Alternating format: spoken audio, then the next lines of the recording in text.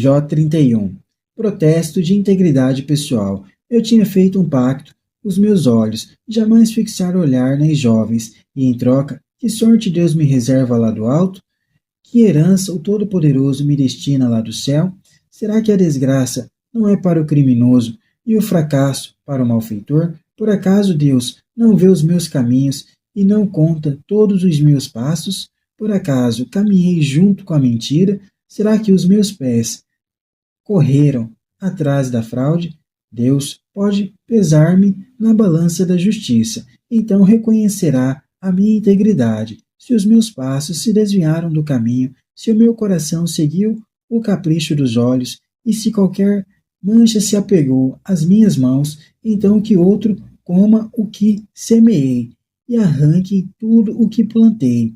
Se o meu coração se deixou seduzir por mulher, e se espiei pela porta do meu vizinho, que minha mulher gire o moinho para um estranho, e que outros se deitem com ela. Isso, de fato, seria um escândalo, um crime digno de castigo. Seria um fogo que devora e consome, destruindo todos os meus bens? Protesto de integridade social. Se violei o direito do meu empregado ou da minha empregada quando moviam processos contra mim, o que farei quando Deus se levantar? O que responderei quando ele me interrogar? Quem me formou no ventre materno não formou também a eles? Foi o mesmo Deus que nos formou no seio materno. Por acaso neguei o que o fraco desejava ou deixei a viúva consumir-se em pranto? Comi sozinho o meu pedaço de pão, sem reparti-lo com o órfão? Desde a minha infância ele me criou como pai, e desde o seio materno me guiou. Por acaso vi um miserável sem roupa, e alguém indigente sem cobertor, sem que as suas costas me agradecessem aquecidas com a lã das minhas ovelhas? Se levantei a mão contra o órfão, quando eu tinha influência no tribunal, que o meu ombro se desprenda do meu corpo, e o meu braço se quebre no cotovelo, porque o terror de Deus cairá sobre mim, e eu não aguentaria diante da majestade dele. Protesto de integridade religiosa. Por acaso coloquei a minha confiança no ouro ou minha segurança no metal precioso? Por acaso me alegrei com as minhas grandes riquezas ou com a fortuna acumulada por minhas mãos? Por acaso, vendo o sol resplandecente e a lua clara caminhar, meu coração se deixou secretamente seduzir e lhes enviei um beijo com a mão? Isso seria um crime digno de castigo, pois eu teria renegado o Deus do alto. Por acaso me alegrei com a desgraça do meu inimigo e exultei com a sua infelicidade? O permitir que a minha boca pecasse, desejando com maldições a morte para ele? As pessoas da minha tenda disseram: quem não se faltou na mesa dele?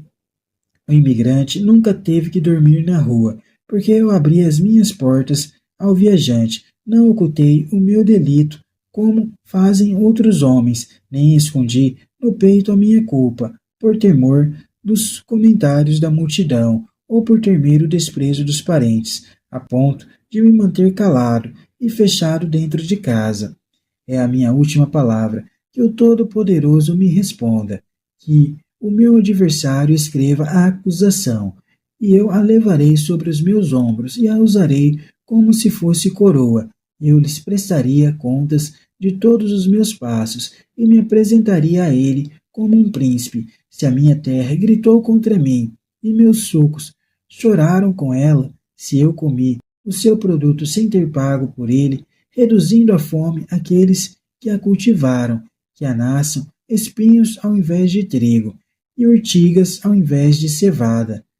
Fim do protesto de Jó. Jó apresenta seu protesto de inocência, confessando sua integridade pessoal.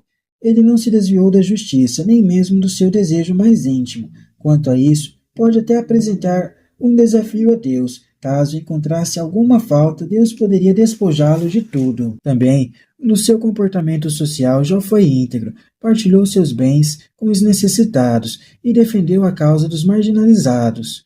O versículo 18 deve ser colocado imediatamente depois do versículo 15. No plano religioso, Jó serviu unicamente ao Deus vivo, evitando qualquer forma de idolatria, riquezas e astros.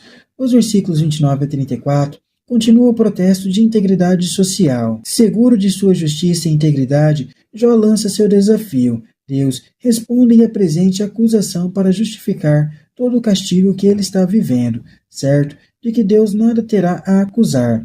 Jó se imagina chegando até Deus como um príncipe, coroado com um atestado de sua inocência, passado pelo próprio Deus. Os versículos 38 a 40 fazem parte do protesto de integridade social e devem ser lidos depois dos versículos 31 a 23. A sequência original do livro está em 38. Eliú aparece repentinamente sem ter sido anunciado no início do livro. Além disso, o estilo e o tema destes capítulos são diferentes. Trata-se, portanto, de um grande acréscimo, feito por alguém que certamente pretendia dar novo rumo ao debate.